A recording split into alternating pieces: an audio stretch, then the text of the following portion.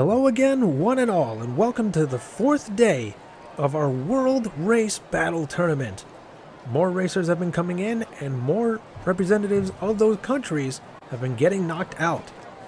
But for the first round of today's World Battle, we have Portugal versus South Korea. And today's video gets underway. South Korea and Portugal are right next to each other, even though South Korea has the outside lane. In fact, it seems like they're taking advantage of it. They have a slight lead. Both of them have a bit of a rough landing, but South Korea finishes and they glide across the ground on their back end. That is not a common way we see people finish. But they finish in first nonetheless with a 6.32. So far the fastest time is still held by India, who finished on day one at one point with a 5.6653. We've seen a few 5.8s and 5.9s, but not too many quicker than that. South Korea once again in the lead, and now they have the inside lane. Let's see if they do better or worse. They seem to at least be doing a lot better, staying off the walls for the most part. A little bit of a bonk near the end, but they managed to finish in first yet again. So they are automatically moving on with a quicker time now of 5.9891. At this stage in the tournament, if you can finish under 6 seconds flat, then you are in a good position as you progress further into the tournament. But we still have a lot of racers to go that have not run yet. So it's entirely possible that somebody will break the speed record at some point. South Korea has now knocked out Portugal, so we move on to Canada versus Mexico. Red versus yellow. Canada now at the beginning of the race has a lead, and that lead is growing ever so gradually. And now with the inside lane, they have a clean jump, start skidding a little bit. They fix it and they finish in first. Both competitors staying on their wheels. Canada finishing with 6.1018. That is slightly above 6 seconds, not quite where you want to be at this point, but it's still not a terrible time per se. That being said, Mexico now has to finish faster than 6.1018. Otherwise, this racer will be out, leaving Mexico with only 3 racers remaining. Here they go again. Now Canada is on the outside lane. Is that going to help or hinder them? So far, Mexico actually has the lead over Canada, but they need to finish with a 6.1017 or better.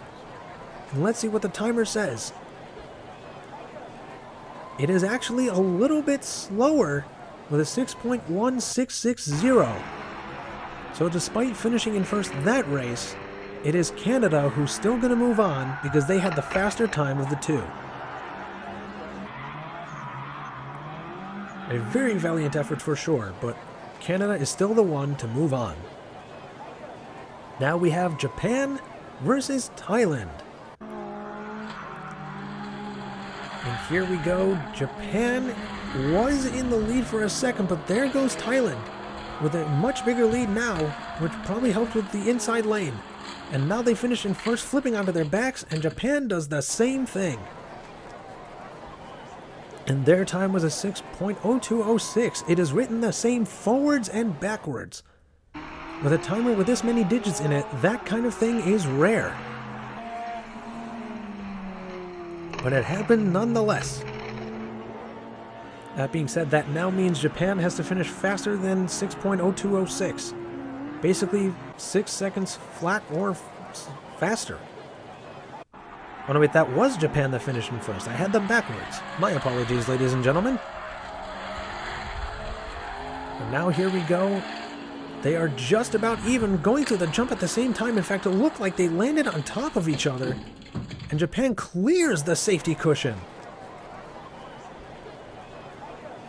That's going to be an interesting view on the replay. And they almost finished with another time that was written the same forwards and back.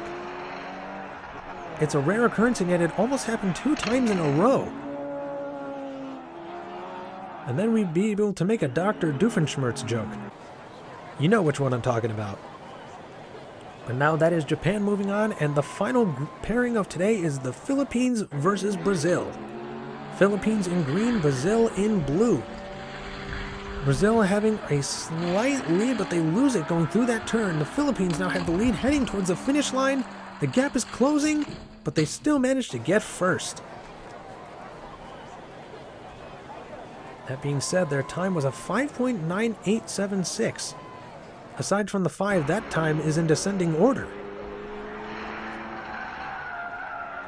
Definitely some unusual but visually appealing times today, which is not a sentence I ever thought I'd say out loud, yet here we are. So now Brazil has to finish faster than 5.98. At the start of the race, Philippines did have a lead, but here comes Brazil. Can they take advantage of the inside curve? So far they do. They have the lead. In fact, they're starting to pull away a little bit. And they do finish in first. Meanwhile, the Philippines flip head over heels. That being said, though, Brazil finished slower with a 6.0206. That is another time finish with the same forwards and backwards. I might have to start thinking about having said that it was a rare occurrence, because it just happened 3 separate times just about. At least twice for sure. But the Philippines are moving on, leaving us with our final 4 for today. 2 of them will move on and 2 of them will be out. Our first matchup is going to be South Korea versus Canada. So let's see how they handle each other now that they've knocked out 2 other people already. Canada did have the lead for a moment, but here comes South Korea with the lead now. Heading towards the finish line, they're pulling away and they finish in first without a problem. And once again they land on their back. Apparently, they can stay in relatively good control until after they get across the finish line. We've only seen once or twice now where a racer has not been able to go up that hill, and that was only because their wheels got stuck. But they managed to find enough speed and momentum to keep going up that hill until after they get around that turn. South Korea now with the time set and the time to beat. Canada needs to move even faster than that now if they want to stay in this tournament. So far they do have a big lead over South Korea. They will need to finish faster than 6.15. Did they do it? And survey says they did, not by much, but that's all that's needed. 6.1015. They're definitely pulling up some relatively consistent times each time they've raced today.